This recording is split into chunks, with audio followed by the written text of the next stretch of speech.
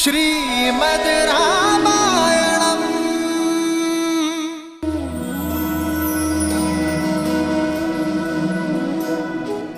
राम, आज तक किसी ने मेरा सत्य जानना नहीं चाहा, लेकिन केवल तुम हो राम, जिसने बिना किसी भय के इस पत्थर की भावना को समझा। तो सुनाइए वो सत्य मां जो बरसों से इस प्रतिमा के पीछे छुपा है।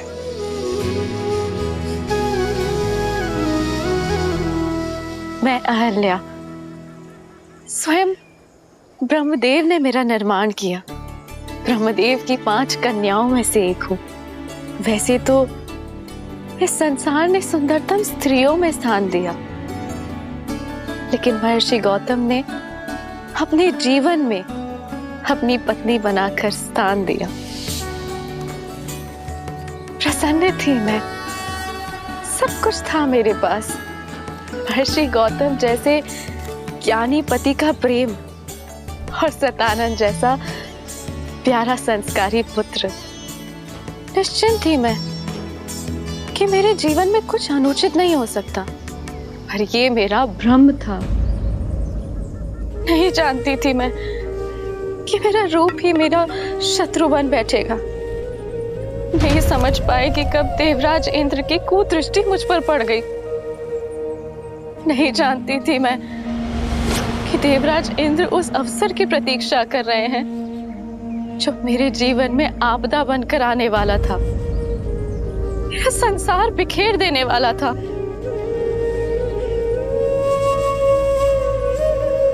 अग्नि मेरे पुरोहित यज्ञस्य देवनृत्य। अहिल्या।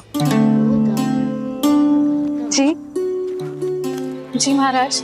मैं संध्या स्नान के लिए जा रहा हूँ। जी, आपके लौट के आने तक संध्या पूजन की सारी सामग्री सज रहेगी। आओ शिष्यों।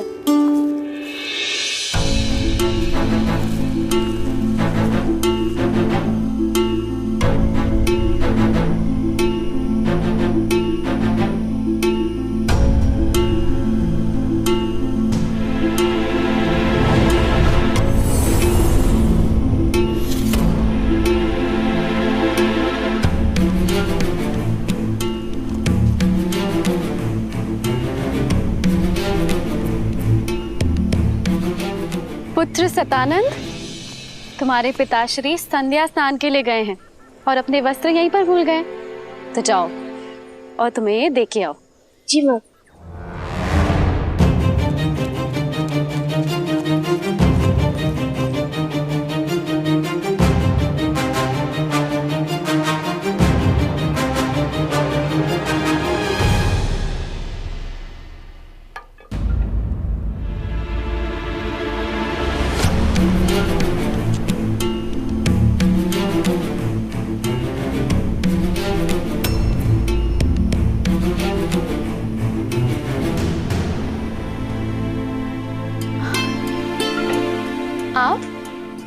आपको स्मरण हो गया कि आप संध्या स्नान के लिए गए, किंतु अपने वस्त्र ही भूल गए थे।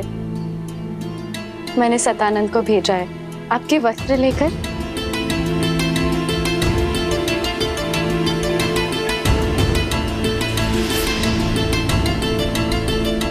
इसीलिए हम अपना वस्त्र छोड़कर गए थे कि तुम सतानंद को बाहर भेजो और हम दोनों को एकांत में कुछ समय मिल सके। अहिल्या,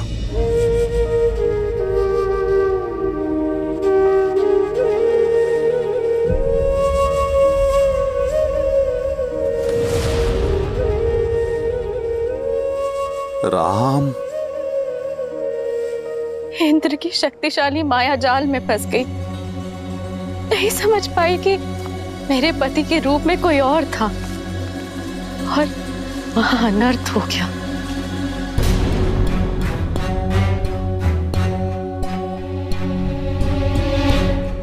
कौन हो तुम? मेरा वेश धारण करके मेरे आश्रम में क्या कर रहे हो तुम?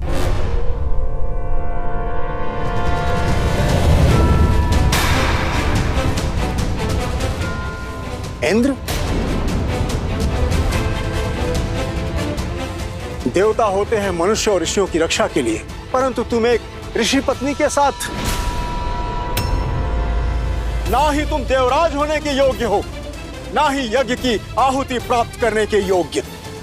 नहीं ऋषिवर, मुझे क्षमा कर दीजिए, मुझसे बहुत बड़ी भूल हुई है ऋषिवर। तुम्हारे पाप के कारण जीवन के प्रत्येक क्षण में तुम्हें शाप भोगने के योग्य हो तुम।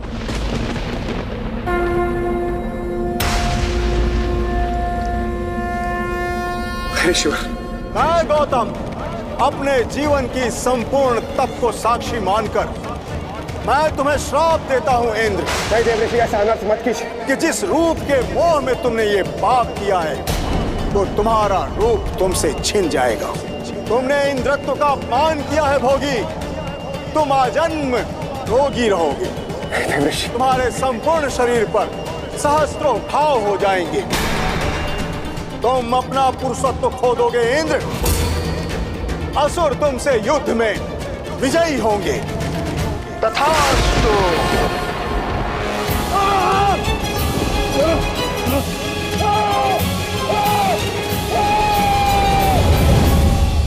ऋषि गौतम की आंखें पथराई हुई थी।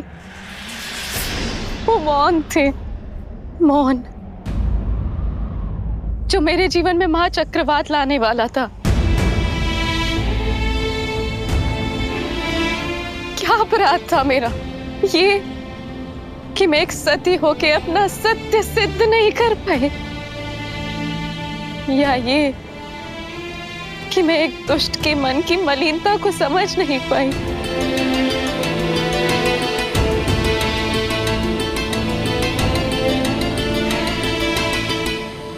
सच में तुम्हें ज्ञात नहीं था कि वो मैं नहीं हूं। आपको संदेह है मुझ पे? अगर अनुमान होता तो क्या मैं देवराज? जब वो मेरे समक्ष आए तो मुझे भ्रमित कर दिया। इंद्र के रूप में नहीं, अभी तो बिल्कुल आपकी तरह लग रहे थे वो, और माया से मुझे। अहिल्या! इंद्र तो पापी है, परंतु तुम तो पतिव्रता हो ना। फिर तुम्हें यह कैसे अनुमान नहीं हुआ कि यह इंद्र की माया है? उसने तुम्हें स्पर्श किया और तुम्हें अंतर का अनुभव तक नहीं हुआ। मानने को मैं सच नहीं कि कोई स्त्री किसी के निकट रहने के पश्चात भी यह अनुभव न कर सके कि वो उसका पति नहीं है। सत्य बोलो अहिल्या, एक ऋषि पत्नी होने के पश्चात भी ऐसा तुच्छ व्यवहार। चरित्रहीन हो तुम।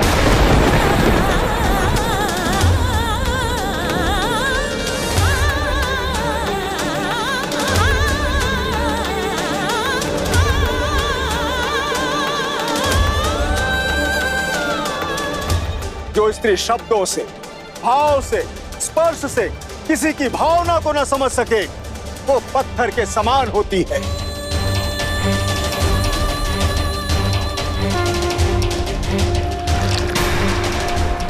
मैं तुम्हें श्राप देता हूं कि इसी क्षण तुम पत्थर की प्रतिमा में बदल जाओ, सदा सदा के लिए।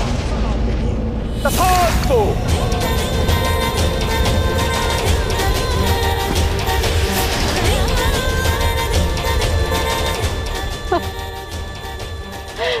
अनर्थ मत कीजिए आर्य, मेरी बात तो सुन लीजिए, मेरे पक्ष का सत्य जान लीजिए। जो देखा उसके पश्चात भी अब क्या कुछ शेष है सुनने के लिए? नहीं अहिल्या, तुम क्षमा के योग्य नहीं हो। मेरा श्राप अवश्य पूर्ण होगा। तुम्हें यह पीड़ा अकेले ही भोगनी पड़ेगी, और जो कोई भी इस क्षेत्र में प्रवेश करेगा वो तुम्हारे पाप का भागीदार बनेगा। तुम्हें श्राप से वही मुक्त करेगा जो काम, क्रोध, मद, मोह, लोभ और मत्सर से मुक्त होगा।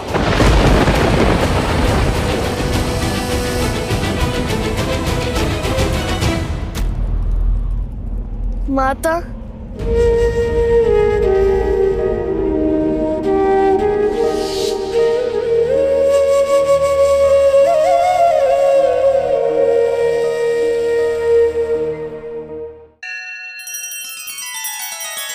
श्री रामचंद्र कृपालु भजु मन हरण भव भय दारुणम नव कंज लोचन कंज मुख कर कंज पद कंजारुणम। सिया राम सिया राम सिया राम सिया राम। आदर्श और मर्यादा की है ये कथा महापावनम काट मद श्री से मिला दे श्रीमद् रामायणम श्रीमद् रामायणम। सिया राम सिया राम सिया राम सिया राम। मुझ पर अपराध हुआ और दंड भी मुझे ही मिला। मेरा पक्ष सुने बिना मेरा न्याय किया गया। तब से मैं प्रतीक्षा में हूं कि कोई आए और मेरी पीड़ा सुने। और अब तुम आए हो राम। इनकी बात पर विश्वास नहीं किया जा सकता। महर्षि गौतम जैसे महान ऋषि क्या ऐसी श्राप दे देंगे?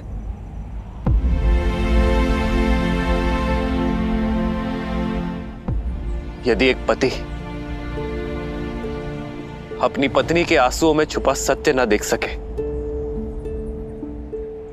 तो क्या वो पाप नहीं? एक संबंध में सबसे बड़ा पाप होता है उस संबंध में सम्मान खो देना। यदि गौतम ऋषि सम्मान न खोते, माता अहिल्या के साथ साथ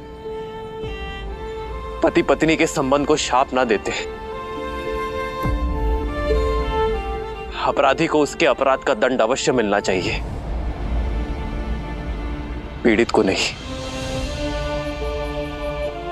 एक स्त्री की पवित्रता का मापदंड उसका शरीर नहीं होता, भाव होता है, उसका मन होता है।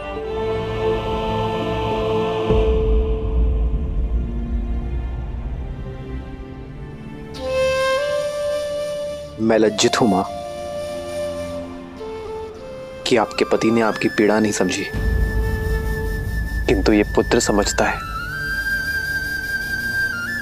आप निष्पाप है मां, आपको दिया गया शाप अनुचित था।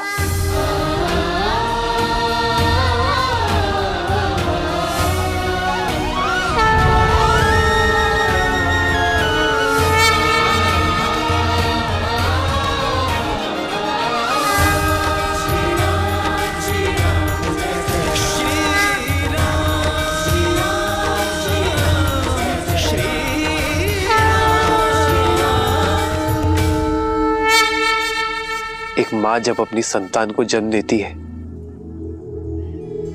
तो कुछ देर के लिए मूर्छित हो जाती है, पथरा जाती है। संतान का रुदन, उसके आंसू, उसके पांव का प्रहार उसे जगाता है मां, संसार में फिर से लाता है। ऐसा ही आपका पुत्र आपको जगाने आया है मां। जाग जाइए मां, लौट आइए।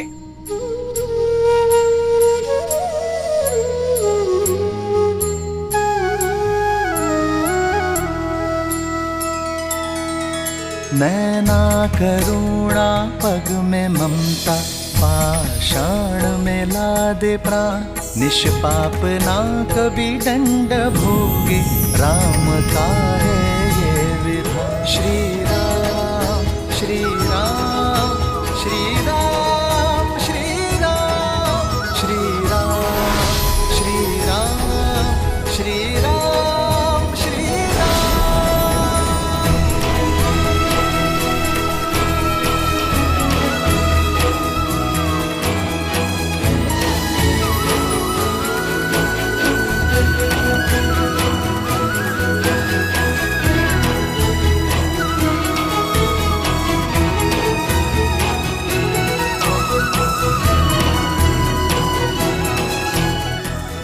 माता,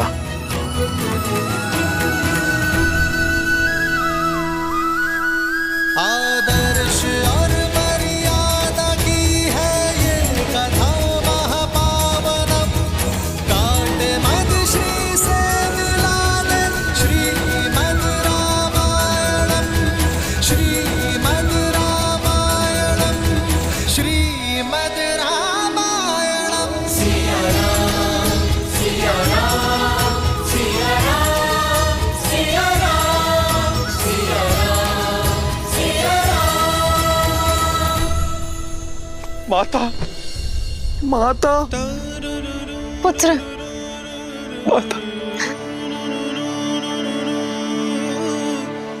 माता, मुझे क्षमा कर देना। मैं वो अभागा पुत्र हूँ जो मेरी माता की पीड़ा समझ नहीं पाया। मेरा समस्त जीवन आत्मग्लानि में व्यतीत हो गया। माता, मुझे क्षमा कर देना। माता, मुझे क्षमा कर देना। नहीं पुत्र, मैं तुमसे रुष्ट नहीं हूँ पुत्र सतानंद।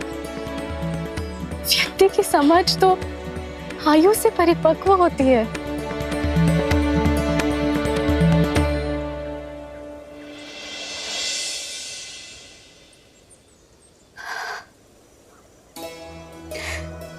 मेरे जाने का समय हो गया है राम, और जीवन का उद्देश्य भी, जो कदाचित तुम्हारी यात्रा में आकर संसार को संबंधों की सीख देना था। आज तुम्हारे सत्य ने मुझे मोक्ष दिलाया है। जैसे मैं केवल राम का नाम लेकर इस संसार से जा रही हूँ, उसी प्रकार सभी सिर्फ तुम्हारा नाम लेकर ही साथ जाएंगे।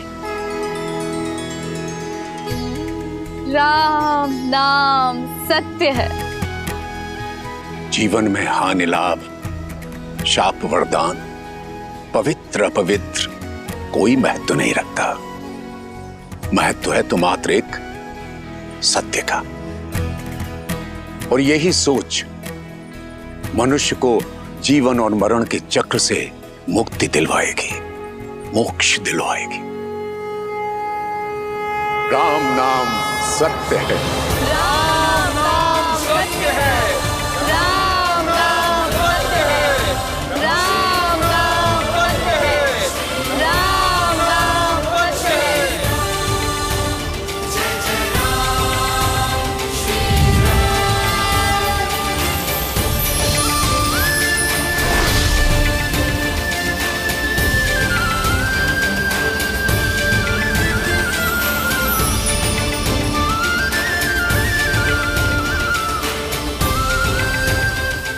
अद्भुत, राम नाम सत्य है।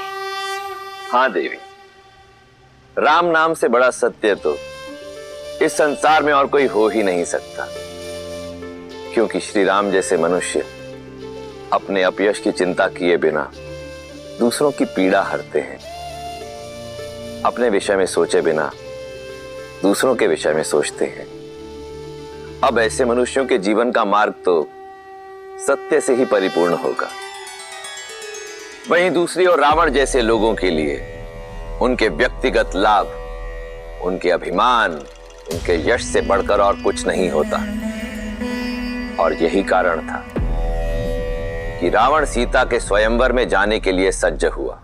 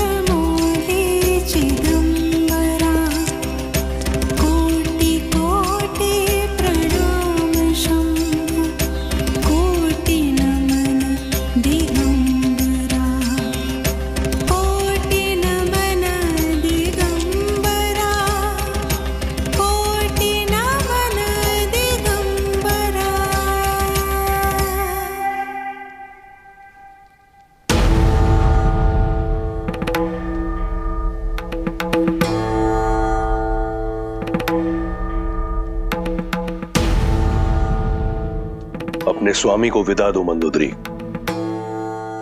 विदा? कहाँ प्रस्थान कर रहे हैं आप? मिथिला। मिथिला? स्वयंवर में, जहां से लंका के लिए निमंत्रण ही नहीं आया। निमंत्रण अतिथि को दिया जाता है, विजेता को नहीं। 14 लोगों के स्वामी को स्वयंवर का निमंत्रण न देना किसी चुनौती से कम नहीं मंदोदरी। पर हमारे पुत्र मेघनाथ का तो विवाह हो चुका है और दूसरी पत्नी की चाह भी नहीं है उसे। मैं मिथिला मेघनाथ के लिए नहीं जा रहा।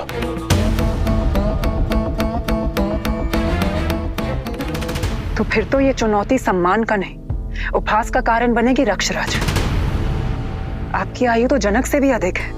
निसंदेह, परंतु ना मैं जनक हूं और ना सीता का पिता, और आयु उन्हीं की बढ़ती है जो स्वयं को वृद्ध माने।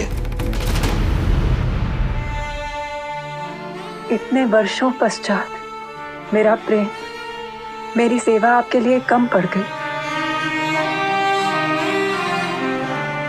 मंदोदरी, तुम मेरे लिए वो अमूल्य रत्न हो जिसका तेज, जिसकी चमक कभी मंद नहीं होगी। तुम सदैव मेरी पटरानी रहोगी। फिर जनक पुत्री क्यों? मैं मिथिला केवल जानकी के लिए नहीं, महान शिव धनुष पिनाक के लिए जा रहा हूं। उसका वहां मिथिला में रहना चुभता है मुझे। जब महादेव का परम भक्त यहां लंका में है, तो उनका पावन धनुष वहां मिथिला में क्यों? मैं उसे यहां लेकर आऊंगा, अपनी भक्ति के प्रसाद के रूप में। और यदि जानकी मेरी वीरता का पुरस्कार बनकर यहां आती है, तो इसमें क्या बुराई है? जो आप करने जा रहे हैं वो अनुचित है लंकेश।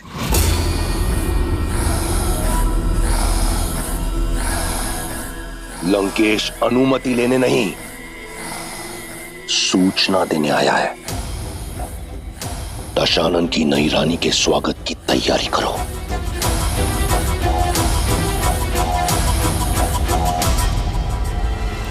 अपने इस भक्त को आशीर्वाद दे महादेव। और मुझे आशा है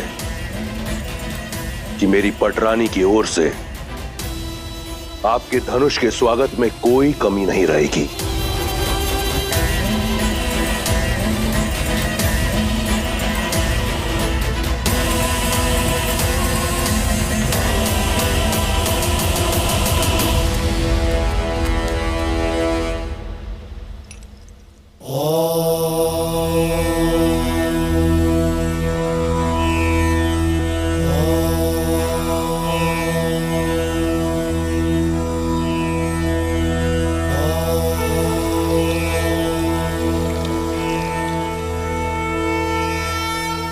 गुरु सदानंद के मन की व्यथा शांत करना महादेव।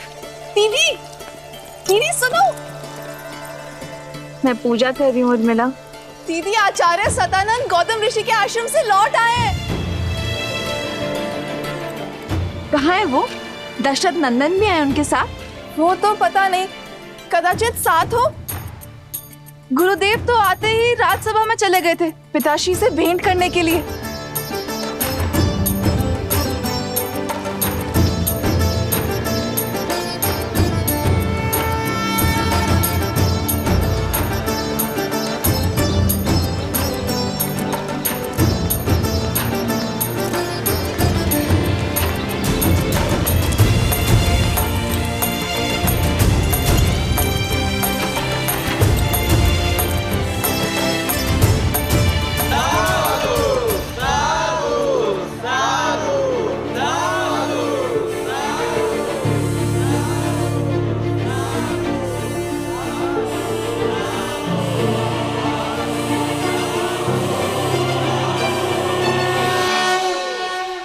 ना सिद्धि थी, ना मंत्र, बस आंखों में अश्रु और वचनों में करुणा। राजन, उसका बखान मैं अपने शब्दों में नहीं कर पाऊंगा।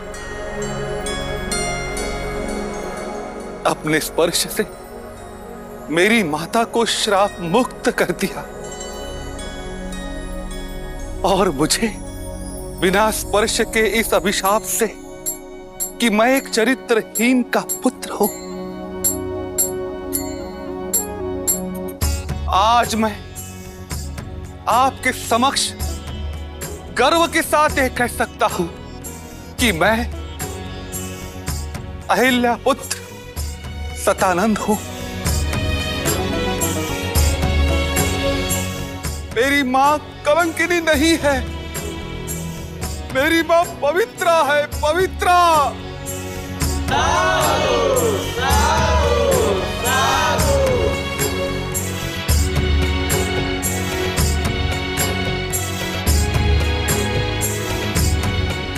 पुत्री सीता, तुमने उचित कहा था, महादेव ने मार्ग दे दिया। अब तुम्हारे इस गुरु को शांति की खोज के लिए कहीं और जाने की कोई आवश्यकता नहीं। इस समस्त संसार में वस्तु, संपत्ति, शक्ति का कोई मोल नहीं है। मोल है तो केवल राम नाम का। राम नाम सत्य है, राम नाम सत्य है।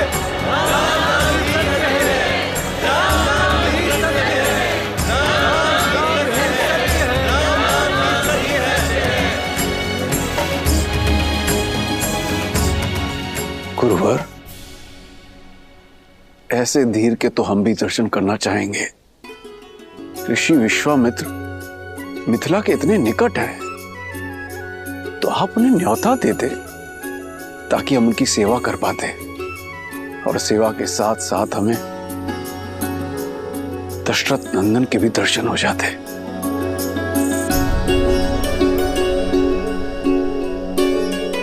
राजन, मैंने प्रयास किया था।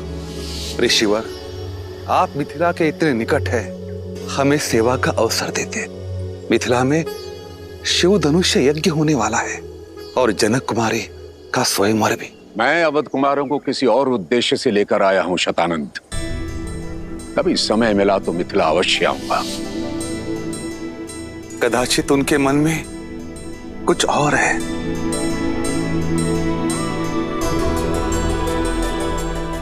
जैसी महादेव की नियति। यदि महादेव चाहेंगे तो ऋषि विश्वामित्र भी हमें दर्शन देंगे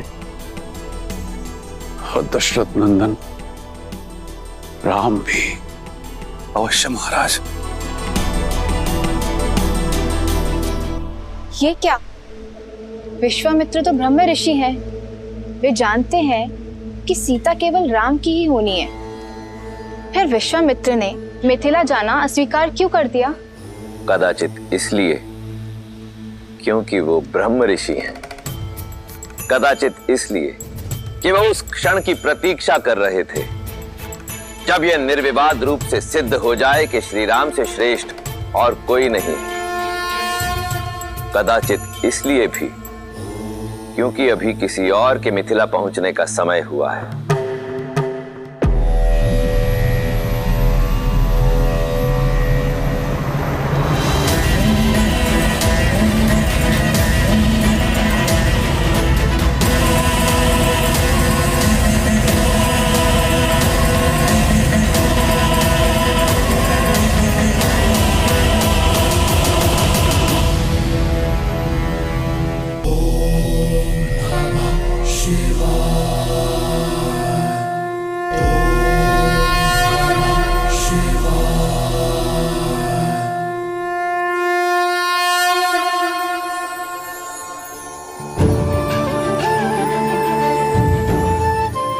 मिथिलावासियों, महापावन शिव धनुष को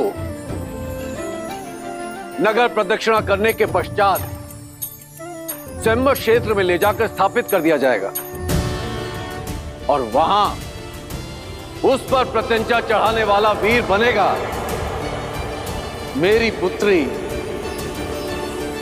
सीता का वर। जनक पुत्री सीता की, जनक पुत्री सीता की, जनक पुत्री सीता की, मिथिला नरेश जनक की, मिथिला नरेश जनक की, मिथिला नरेश जनक की। अधिक सोचिए मत दीदी, ये धनुष दशरथ नंदन राम के अतिरिक्त कोई नहीं उठाने वाला।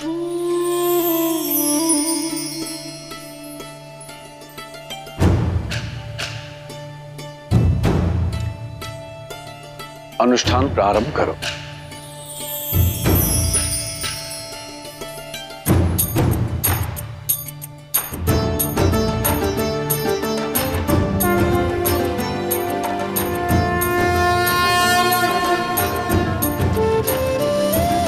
ओम नमः शिवाय, ओम नमः शिवाय।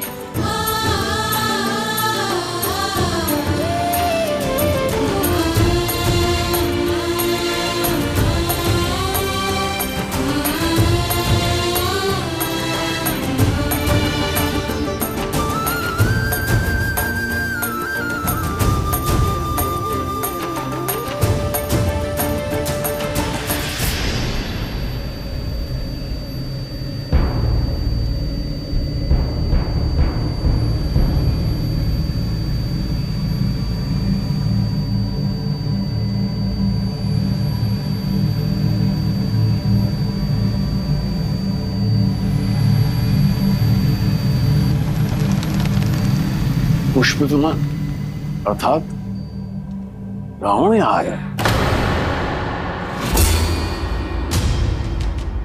रावण? दशानन? दुष्ट राक्षसों का राजा यहाँ?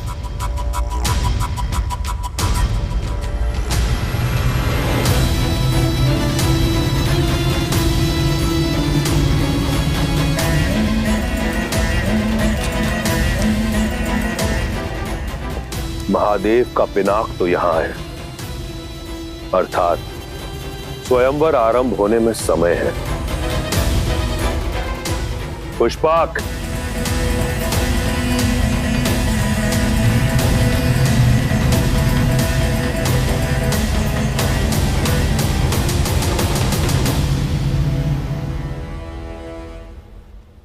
आर्य, बिना निमंत्रण रावण का यहाँ आना क्या उद्देश्य हो सकता है उनका?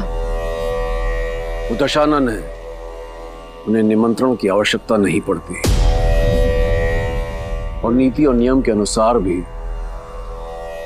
हम उन्हें स्वयंवर में भाग लेने से रोक नहीं सकते।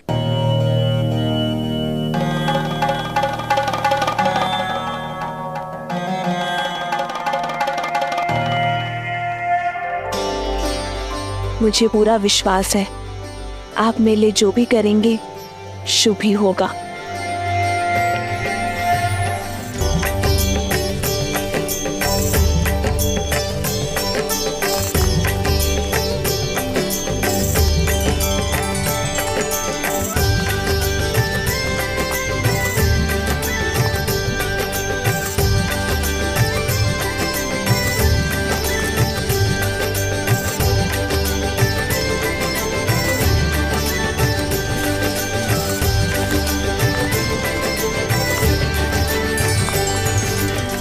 आज भूख प्यास और थकान नहीं हुई लक्ष्मण? गुरु और कहा ले जा रहे इसकी शंका तो नहीं है तुम्हें? आज मैं शंकित नहीं हूं भाई, अभी तो दृढ़ता से तत्पर, क्योंकि मैं जान चुका हूं कि गुरुदेव हमें जहां भी ले जा रहे होंगे किसी कारण से ही ले जा रहे होंगे।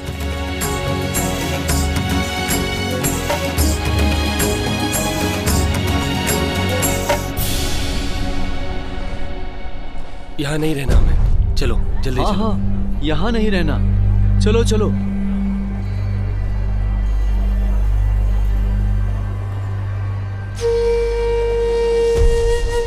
भैया सुनिए, आप सभी इतने चिंतित और भयभीत होकर जा कहाँ रहे? मत पूछो, बस यहाँ नहीं रहना हमें, जाने दो हमें। नरक है ये स्थान। परंतु मित्र, इतने सुंदर स्थान में समस्या क्या है? ये स्थान शापित है। हमें हमारे भाग्य पर छोड़ दो युवक।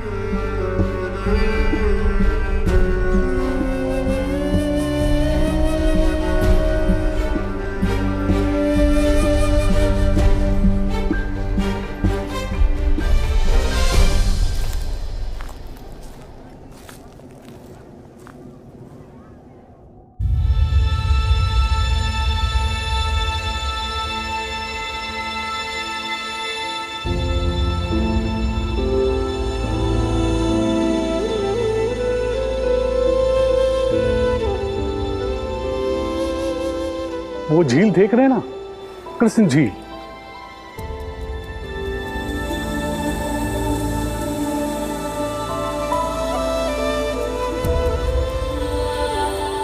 अचानक वहां से जल का वेग आता है और बाढ़ आ जाती है। कुछ ही पलों में हमारे खेत घर सब बहा ले जाती है। अब तक जैसे तैसे हमने पुरखों की जमीन खेत को बचाकर रखा, पर अब साहस टूट चुका है।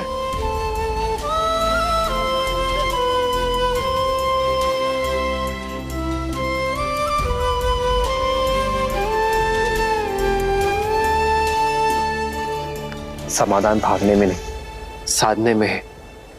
प्रयास किए, पर कोई भी इस बाढ़ को नहीं रोक पाया। जिसने भी प्रयास किया वो मारा गया। राक्षस शंखचूड़, उसकी पत्नी देवी तुलसी और नारायण की कथा तो सुनी है ना। वो झील साधारण नहीं है, देवी तुलसी के मन की पीड़ा से भरी हुई है। नारायण ने शंखचूड़ के छल से प्राण ले लिए और देवी तुलसी ने उसी पीड़ा में उन्हें शालिग्राम बनने का शाप दे दिया।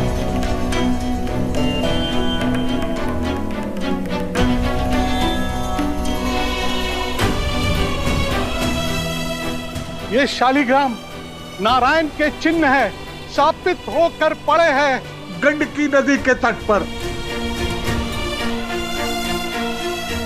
जहां ईश्वर ही शापित हो, वहां मनुष्य के प्रयास से क्या होगा।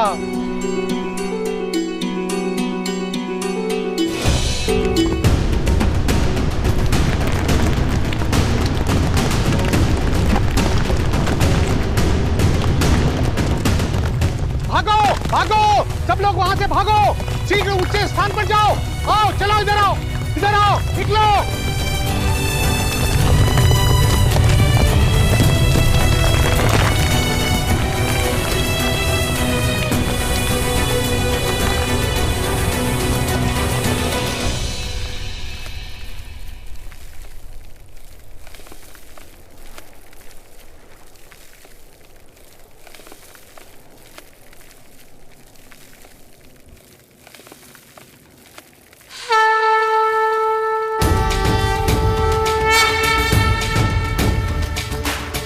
कहां जा रहे हो?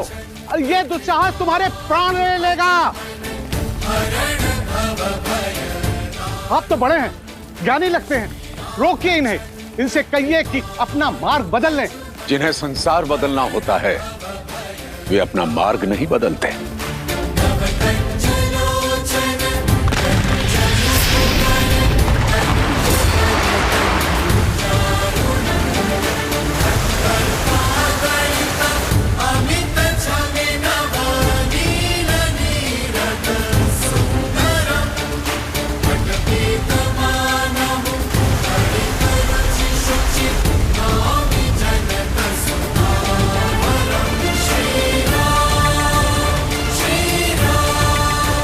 हे महादेव, रक्षा करो।